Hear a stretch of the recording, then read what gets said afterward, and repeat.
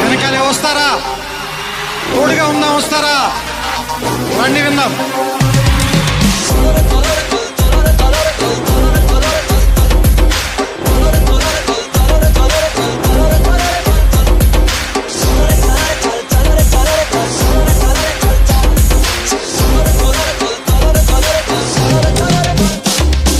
మిత్రమా, అసలే చీకటి, ఇల్లేమో దూరం, దారంతా గోతులు, చేతిలో దీపం లేదు, ధైర్యమే ఒక్క కవచం.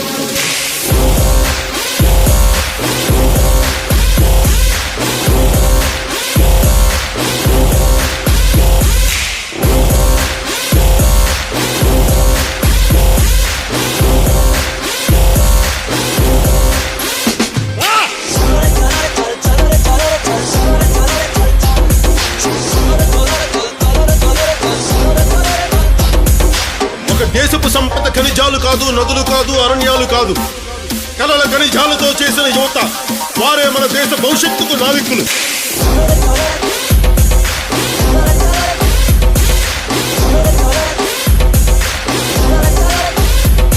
మన ఆత్మ గౌరవాన్ని దెబ్బతీసే వాళ్ళకి ఇదే చెప్తాం.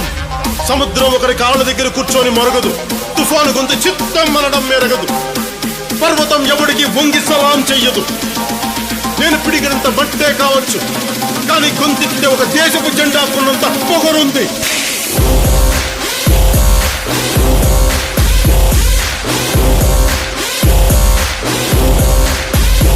ఏం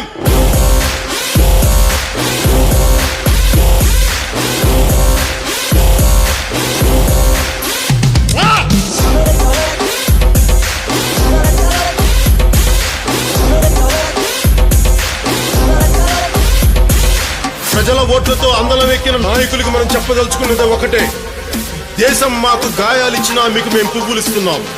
ఓ ఆశా చంద్రికల కుంభవృష్టి కురిసే మిత్రమా, యోచించి ఏమి తెస్తావో.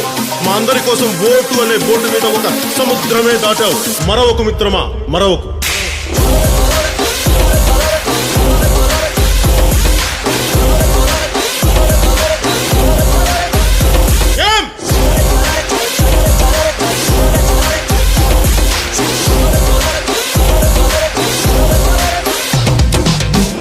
మన హక్కుల కోసం పోరాడే ప్రజల రెక్కలని విరిచే ప్రభుత్వాలకి ఇదే మన మాట.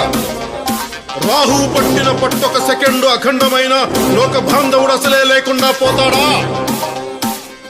మూర్ఖుడు గడియారంలో ముళ్ళు కదలనీకుంటే ధరాగమన మంత్రితో తల క్రిందైపోతుందా?